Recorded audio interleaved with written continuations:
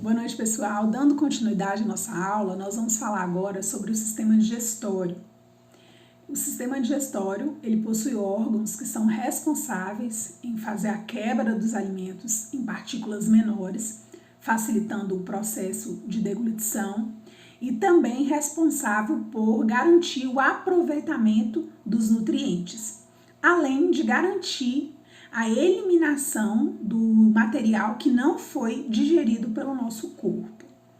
O sistema digestório ele é composto de órgãos como boca, a faringe, o esôfago, o estômago, o intestino delgado, o intestino grosso, além das glândulas acessórias, que são as glândulas salivares, o fígado e o pâncreas.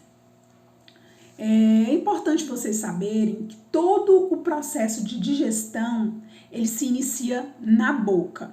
Então, o alimento ele sofre uma ação dos dentes. Os dentes ele é responsável por fazer a quebra do alimento em partículas menores para facilitar a deglutição. A partir do momento que o alimento ele é quebrado em partículas menores, vai ter um auxílio das glândulas salivares através da saliva, que vai se juntar a esse alimento que foi triturado e vai formar o bolo alimentar. Depois que esse bolo alimentar ele é formado com o auxílio da língua, né? Ele é formado com a junção do alimento, da saliva, tem o auxílio da língua para produzir esse bolo alimentar e mover o alimento para ser deglutido. Então, a partir do momento que ele sai da boca, ele se dirige à faringe, que é um órgão comum ao sistema digestório e o sistema respiratório.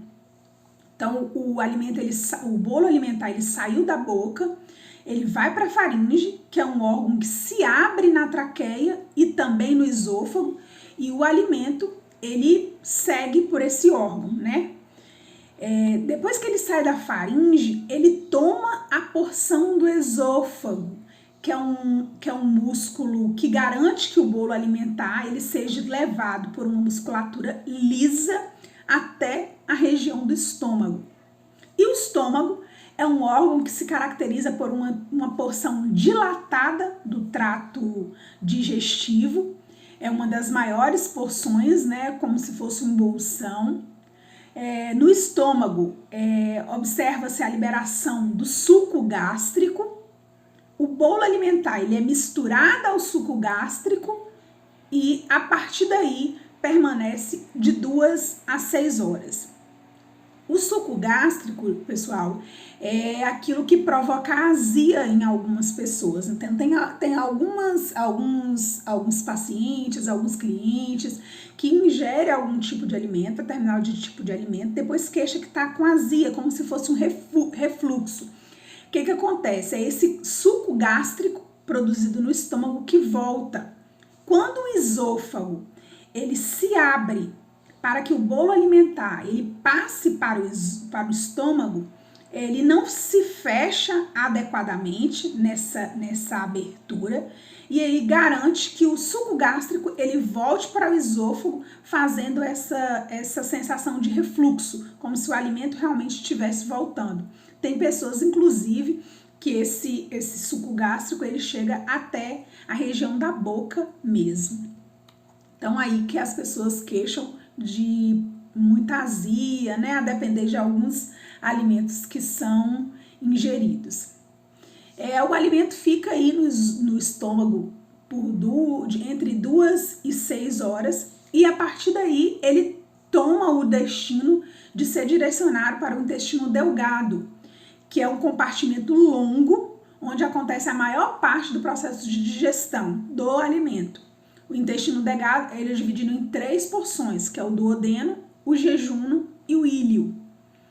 O duodeno é a primeira porção do intestino delgado e é onde acontece a junção do quimo, que foi o bolo alimentar, com a junção do suco gástrico, a secreção provenientes do pâncreas, do fígado e do próprio intestino grosso, delgado.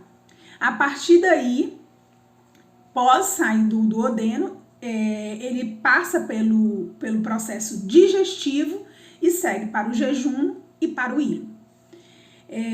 Saiu do intestino delgado, ele parte para esse bolo, ele parte para o intestino grosso, que é a porção final do sistema digestório.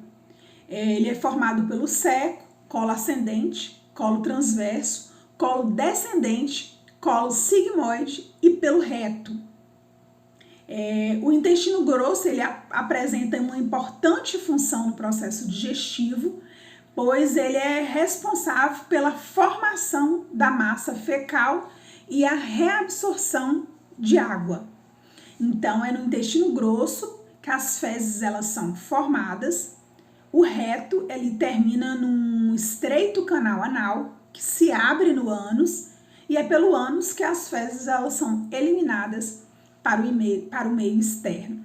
Aí a gente traz para vocês uma figura com todos os órgãos compostos no sistema digestório. A gente traz a boca, as glândulas salivares, o fígado, o pâncreas, a faringe, o esôfago, o estômago, o intestino delgado, o intestino grosso, o reto e o ânus. Então a gente desenha aí todo o percurso que o alimento faz em nosso corpo até ser eliminado para a parte externa. Trazemos aqui agora as principais afecções do sistema digestório, que são as principais doenças acometidas pelo sistema digestório. Trazemos aqui as estomatites, que são inflamações e rupturas da mucosa oral, devido a várias causas. A gente pode localizar elas no lábio, na bochecha, na língua, e aí a gente traz a candidíase, que a gente tem a candidíase tanto oral quanto vaginal, por exemplo. Candidíase, ela não é muito comum, a gente fala o antigo sapinho, né? É muito comum em bebês. Então a gente orienta as mães que amamentam ou que dão mamadeira sempre fazer a higiene bucal depois da ingestão dos alimentos, retirar todo aquele excesso, né, acúmulo de alimento que fica na boca da criança, porque aquilo ali provoca a candidíase, auxilia no processo de desenvolvimento de candidíase. Então é importante fazer a limpeza. Além disso, a gente tem o processo de afta e também as herpes, que são muito comuns. O que o profissional de enfermagem ele pode fazer para auxiliar nesse processo? Então, prestar um cuidado de qualidade, avaliar, ver a queixa do paciente, ver o que ele está precisando, o que ele está sentindo e sempre está auxiliando. Conhecer as abordagens terapêuticas que podem ser utilizadas nesse processo de candidíase, no processo de herpes, né? É muito comum, por exemplo, o uso da estatina, como é que ela deve ser utilizada, sempre com orientação médica, né? Sempre fazer a orientação adequada. É importante minimizar a ansiedade do paciente e do familiar, porque a gente sabe que tem muitas dessas doenças que são de origem causada por estresse, né? Quando a pessoa está um pouco mais ansiosa, mais estressada, elas estouram. A ingestão hídrica adequada, ela é importante. Minimizar a dor e o desconforto desse paciente. Então, assim, utilização dos analgésicos tópicos, sistêmicos, sempre de forma adequada e com orientação. E como eu já falei, com relação à higiene bucal, ela é de fundamental importância para evitar que essas